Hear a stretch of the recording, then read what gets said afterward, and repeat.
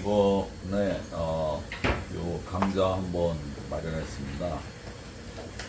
학생들 대상 각 나라의 헌법의 역사와 그리고 민주주의가 어떻게 발전했나 그것을 고찰해보고, 그리고 이것을 간단히 구설해본 다음에 우리나라의 헌법의 역사를 설명드릴 거예요.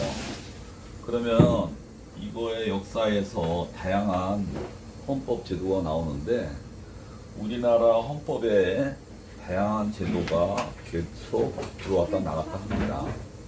그러니까 이 헌법이라는 것은 그 나라의 체제와 그 나라의 권력 구조를 설명드린 건데, 제일 중요한 것은 영국, 미국, 프랑스, 독일, 일본, 소련, 이렇게 순서로 말씀드릴 수 있고요.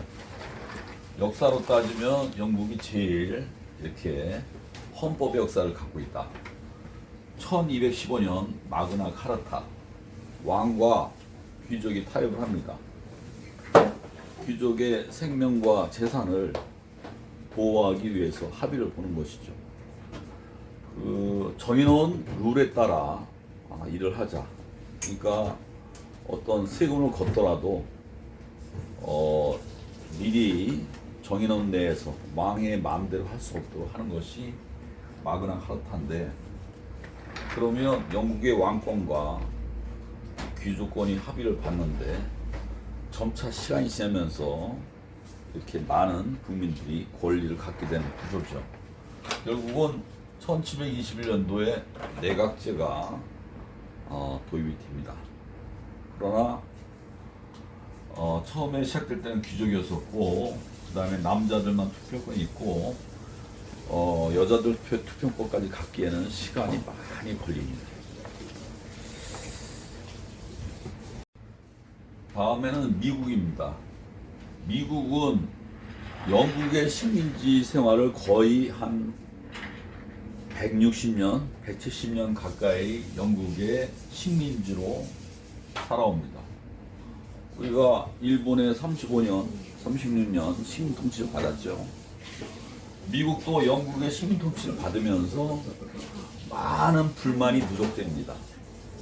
그래서 미국이 그 당시에 13개의 영국의 식민지가 있었는데 13개의 각 식민지마다 식민 통치를 받았어요. 그러다가 영국과 싸움을 시작합니다. 독립전쟁이죠. 1776년도에 독립이 완수됐고 연방 헌법을 1787년도에 만듭니다. 그러면 영국은 의원 내각제지만 미국은 대통령 중심제를 구상을 해서 합의를 봅니다. 식민 통치 시절에 총독이 지배를 했고 부총독이 있으니까 대통령 중심제인데 대통령과 부통령을 선거로 뽑는 거죠. 그 다음에 연방 헌법에서 많은 규칙이 만드는데 각 나라의 인구수대로 선거권을 갖고 하원이, 의원이 숫자가 배정되고 각 주마다 상원의원이 선출돼서 상원과 하원, 양원 구조로다가 구성이 되고, 그리고 많은 권리 장전, 기존 헌법에 만듭니다. 중요한 것은 여기서 모든 재판은 배심제를 한다는 거예요. 물론 영국도 왕에 대항하기 위해서 배심제를 했습니다. 재판관이 왕한테 넘어갈 수도 있기 때문에 항상 그 주민에서 무작위로 뽑은 배심제를 통해서 권한을 받는 것이 영국의 전통, 그대로 미국에도. 근데 미국에는 민사까지도 이때부터 배심제로 재판을 합니다. 이때도 투표권은 남자만 있어요. 남자의 재산을 내는 사람. 그러니까 인원수가 적죠. 점차 노예제도를 폐지하고, 노예제도가 있기 전에는 흑인은 투표가 없었죠. 노예제도 폐지되고 나서 투표권을 갖게 됐고, 그 다음에 여성 참여권이 미국도 언제 들어온 줄 아십니까? 1936년도예요. 알고 나면 참 기가 막힙니다. 그러니까 계속해서 수정 헌법을 통해서 미국의 헌법이 정착이 됐습니다. 프랑스 1789년도에 그냥 왕을 죽입니다. 왕을 죽이고 모든 인민이 평등하다. 정말 획기적인 거죠. 그러나 너무 많은 다수의 각 계층이 있기 때문에 내부 혼란이 많아서 다시 왕조로 복귀했다가 다시 또 민주정으로 왔다가 복귀했다가 민주정으로 갔다가 결국 많은 혼란 끝에 내각제를 하려는데 그 뭡니까? 2차 세계대전 때 영웅 드골이 대통령제, 드골하고 이승만하고 비슷한 면이 많다고 합니다. 그래서 결국은 대통령제가 뭐 분권형 대통령제로 됐다가 최근에 아예 대통령제로다가 개헌을 해서 정착을 했습니다. 프랑스는 그런 역사가 있어요. 독일을 보겠습니다. 독일은 프랑스에서 왕을 죽이니까 아주 왕이 좀 불안한 겁니다. 타협을 봅니다. 1851년도에 프로이센 헌법. 그러니까는 왕은 명목적인 명칭과 권위만 있고 그 내각제 비슷한, 그러나 이 당시에 왕의 권한이 많이 들어가 있었죠. 비스마르크 시대를 거치면서 이 통치권이 강화됐는데 바이마르 헌법이 이전은 바이마르 헌법이 우리나라 초기의 재헌 헌법과 비슷하다고 하는데, 바이마르 헌법에서는 의원 내각제이면서 대통령을 의회에서 뽑습니다. 그래서 대통령한테 비상권을 줘요. 이 비상권은 뭐냐면 의회에 내분이 클 경우에 그 비상조로다가 대통령이 결정하는 거죠. 그래서 의원 내각제가 혼란이 빠질 적에 그것을 보완하기 위한 대통령제를 만들었는데, 이 비스마르크 제도의 장점은 아주 중요한 점은 사람의 복지가 굉장히 들어갑니다. 이 복지가 들어가는 것은 그 당시에 소련 이 공산주의에는 이 복지를 많이 공양을 했거든요. 그것에 대항하기 위한 복지가 들어갑니다. 그것은 우리나라 재헌헌법에도 그래서 이 복지가 많이 들어가죠. 재헌헌법도 공산 세력과 대치하는 상황이기 때문에 여러 가지 사회적인 복지, 이를테면 이 국유화 이런 부분이 많고, 그 다음에 이익의 공유 뭐 이런 부분이 많이 들어갑니다. 비스마르크도 그런 면이 있었어요. 그러나 비스마르크 대통령제와 의원 내각제가 결합된 상태인데 히틀러가 그 두 개를 1929년 대공황 이후에 많은 혼란 속에서 비상 대권을 두 개를 가져가면서 총통제를 만듭니다. 총통제를 만들고 모든 법을 만들 수 있는 뭡니까? 그 히틀러의 그 수권법. 모든 법을 만들 수 있다. 수권법은 우리나라 이제 쿠데타를 겪는 우리나라에서 수권법 비슷하게 뭐 국보위라든가 뭐 국가재건회의 이런 데서 법을 많이 만들어서 밀고 나갑니다. 히틀러가 수권법을 4년씩 3번 해서 경제 발전을 많이 일으킨 다음에 마지막 5년을 전쟁을 합니다. 히틀러가 독재했던 시절에 경제가 굉장히 부흥했던 것은 계획경제 그리고 많은 군수물자를 만드는, 그러다 망했고 그리고 나서 서독의 기본법 이후에 이제 독일이 정착이 됩니다. 일본을 보면은 일본은 독일의 여러 가지 프로이센 헌법을 흉내를 냅니다. 프로이센에 왕의 위치가 있으니까 일본도 천황, 모든 것이 천황의 기준으로 다 해서 메이지 헌법을 만드는데, 특이하게 군부는 내각의 통치를 안 받고 바로 천황과 연결되는 시스템으로 해서 군인들이 전쟁을 마음대로 일으키는 그러한 시스템의 헌법이 메이지 헌법입니다. 결국 전쟁을 일으켰다가 미군정 이후에 전쟁을 하지 못하는 그러한 평화헌법을 통해서 발전해왔습니다. 소련은 1917년도 이 프롤레타리아트 독재 이런 혁명을 일으켜서 1922년도에 USSR 여기의 특징은 각 지역의 대표자가 와서 전체적으로다가 권력을 쥐고 프롤레타리아트 독재지 않습니까? 거기서 많은 그 권력을 만들고 합니다. 이거는 우리나라의 유신헌법, 제5하고 헌법 스타일이에요. 그래서 소련의 헌법을 간단히 이렇게 설명드렸습니다. 그러니까 우리나라에는 제헌헌법은 비스마르크. 그 이후에 이승만이가 권력 요구에 의해서 대통령제를 바꿉니다. 그러니까 프랑스처럼 희한한 그러한 제도, 대통령제와 의원 내각제가 혼합된 그런 제도로 가다가 다시 4.16 혁명이 일어나서 다시 또 의원 내각제, 다시 또 뭐 이 과정은 요거를 내용을 지우고 다시 써서 그 과정을 설명하겠습니다. 우리나라 역사에는 전 세계 역사에 많은 헌법이 다 들어와 있습니다. 1987년 헌법까지. 네, 그렇게 또 설명을 드리겠습니다. 이제 우리나라 헌법의 그 역사를 소개하겠습니다. 세계사 헌법은 이 책과 미국의 헌법의 역사책에서 또 내용을 읽고 간단히 설명드린 거고요.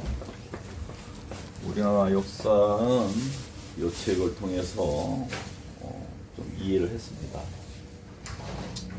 자, 이제 우리나라의 모든 그 헌법 전문에는 3.1운동을 설명하고 있습니다. 3.1운동에 의해서 상해 임시정부가 만들어지고 여기서도 헌법을 만듭니다. 그 당시 헌법은 주석제, 대통령제 비슷하죠. 그리고 그 당시에 중국에도 다양한 정치운동이 있었는데 그러한 여러 가지 헌법이 있고 또 이 당시에 이승만 씨가 2대 주석이 됐었는데 그 당시에 무슨 내부 분란이 있어서 그 당시에 탄핵이 됐다고 합니다. 이승만은 살아생전에 탄핵을 2번 당한 거죠. 그리고 이것이 중요한 것은 한때 건국절 논란이 있었습니다. 이승만의 1948년도 건국절을 주장하는 그런 구구파적 논리가 있었는데요. 국제적인 법으로 얘기하면 1948년도 건국의 조건이 맞습니다. 그러나 48년도로 건국의 조건을 제시하면 일본이 얘기하는 그 모든 불법적인 상황이 덮입니다. 그러니까 이전에는 건국이 국가가 없었으니까 그 당시에 일본이 우리나라를 접수한 것이 논리가 그대로 인정이 되고 우리 국민들은 그냥 일본의 국민으로서 있던 거죠. 그래서 배상 요구, 국가적인 피해 요구가 무시되고 국제적으로다는 강대국의 논리이기 때문에 약자의 논리가 묻힙니다.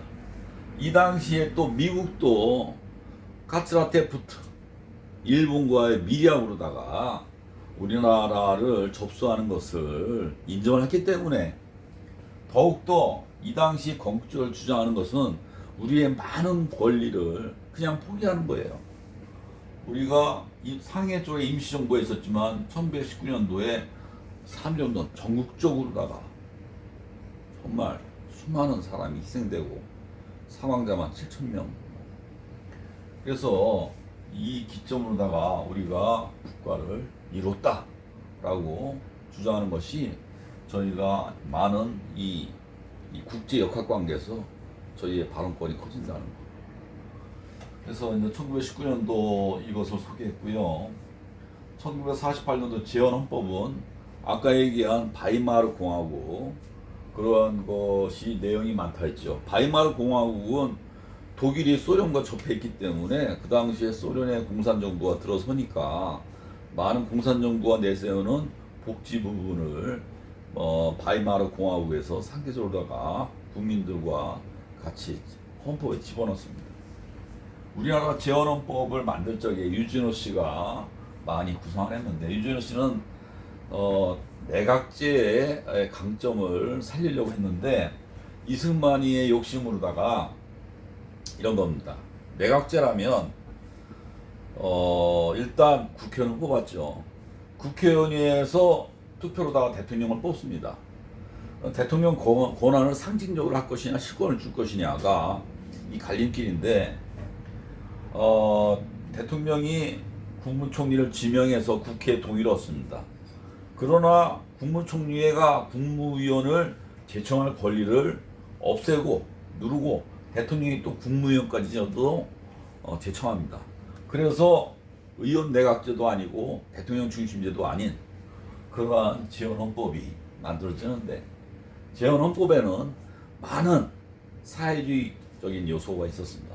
그 당시에는 이 공산권과 대립하고 있었고 공산주의 사상에 동요되고 지식인이 많았기 때문에 중요 산업시설 국유화 그 다음에 이익균점화 등등 여러가지 사회주의적인 요소가 많았는데요. 이승만이 개헌하면서 그 부분을 많이 없앱니다. 1952년도에 대통령 직선제를 바꿉니다.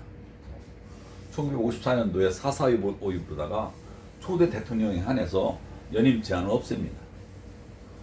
결국 부패가 심해지면서 1920년도 부정선거에 의해서 4.19 혁명이 일어나고 장면에 의원내각제가 만들어집니다. 의원내각제 영국에서 하고 있는 거죠. 그러니까 비스마르크 제도, 임시정부 요 제도는 그 당시에 있던 손문 등등 여러 가지 성격이 있던 비스마르크에서 의원내각제 영국제로 왔죠. 그러나 1년 뒤에 군사 쿠데타가 일어납니다. 군사 쿠데타가 뭡니까? 모든 걸 정리시키고 국가재건 최고회의. 저번 역사에서 봤죠. 히틀러의 수권법. 그 스타일인 거예요. 국가재건 최고회의가 많은 법도 만들고 해서 군정 2년을 하고 제3공화국 대통령 중심제로 만듭니다. 대통령 4년 중임제. 이 당시에 우리나라에서는 좀 더 자세하게 법률적으로 얘기하면 이 당시에 이전 검찰 단일영장주의 그리고 법원의 수직적인 관료제도 독재를 할 수 있게끔 하는 그러한 사법제도를 많이 만듭니다. 제도를 그렇게 변경하죠. 그 다음에 중앙정보부를 신설합니다. 공산권과 대치하고 있기 때문에 공산당을 잡는다는 그러한 정책. 그래서 중앙정보부가 그 많은 정치적 억압 역할을 하는 악역을 맡아서 합니다. 그러면 사법부는 그냥 껍데기지 뭐죠. 중앙정부에서 하는 거 받아가지고 그냥 거수기 역할하는 그러한 사법. 그러다가 그마저도 자기가 계속해서 집권하기 위해서 다시 한번 쿠데타를 합니다. 1970여 년도 유신헌법. 유신헌법은 통일주체 국민회의라는 것을 만들어서 3,000명의 그 통일주체 정당 가입 못하게 하고 통일에 대비한 그러한 대표를 뽑는다 해서 대통령 간선제. 이거는 뭐하고 비슷합니까? 소련제죠. 소련 공산당 프롤레타리아트 독재. 그냥 각 대표자 모여가지고 누구 뭐하고 대표자 뽑고 프롤레타리아 독재. 유신헌법은 그냥 공산당 헌법이었던 거예요. 공산당. 다시 대통령이 총 맞아 죽고 제5공화국이 들었지만 전두환이가 두 번에 걸쳐 합법을 가장한 쿠데타를 걸쳐서 제5공화국을 만듭니다. 이것도 간선제 뭐 그래도 당적을 소유하도록 허가를 했습니다만 그 당시 분위기로서 이것도 유신헌법과 같은 그러한 공산당 스타일인 거죠. 그리고 1986년도 넘어서면서 1987년도에 60 많은 항쟁을 통해서 대통령 직선제를 쟁취합니다. 그러나 이 헌법도 사실은 민주주의에 많이 부합되지 못하는 헌법 내용이에요. 간단히 설명드리면 입법부, 사법부, 행정부 세 개의 부서가 균일하게 견제와 독립과 견제를 하고 이 세 개를 우리 국민 주권이 참여해야 되는데 입법은 선거로서 대통령도 선거로서 그러나 사법부는 우리 국민이 어떻게 관여할 수가 없어요. 예를 들어 사법부에 배심제가 도입됐다. 그러면 검찰과 재판을 국민이 관여할 수 있는 거죠. 주권 재민, 국민의 권한이 배제된 사법부. 어떤 모 검사, 김웅 검사의 책을 검사 내선해 보니까 대한민국은 아직 3분의 1 민주주의의 나라다. 이렇게 표현합니다. 이제 내년 대선 이후에 어떤 헌법이 우리나라에 도입되어야 되는가에 대해서 많은 논란이 일 겁니다. 아직도 많은 국민은 대통령 중심제를 원해요. 그래서 4년 중임제 대통령 중심제로 가고 사법부도 우리 주권이 개입되는 그런 사법부로 다 개헌이 되겠지만 좀 더 다른 책에서 이 부분은 대통령 중심제를 개헌을 설명하고요. 김욱 교수는 독일의 분권형 의원 내각제에다가 정당별 비례대표제를 설명하고 있습니다. 이제 여러분들이 이 두 가지를 앞으로 어떤 개헌될 것인가는 좀 더 공부를 해야 되겠죠. 제가 그래서 설명드린다고 다 이해하기 힘드니까. 그래서 지금까지 각 나라 전 세계의 헌법의 발전의 역사와 우리나라 역사가 그 각 나라 거가 도입돼서 여기까지 왔고 이제 민주적인 그러나 3분의 2 민주주의 우리 헌법이요. 그래서 완벽한 민주주의 헌법을 쟁취하면서 그러나 통일에 대비한 것이 어느 헌법이 더 우리에게 더 도움이 될까라는 것을 앞으로 고민할 수 있는 기회가 됐으면 합니다. 간단히 전 세계의 헌법 역사와 우리나라 헌법의 역사를 설명을 들었는데 이것을 어렵게 생각하지 말고 좀 더 관심을 갖고 이 기회로 다 계속해서 공부할 수 있는 기회가 되기로 하고 이제 법을 알고 사회에 나가서 자신감 있게 살 수 있는 우리 젊은이가 되었으면 하는 마음으로다가 이렇게 강좌를 준비했습니다. 일단 시범적으로 만든 것이고요. 계속해서 보완을 해서 개정안을 만들고 하겠습니다. 감사합니다.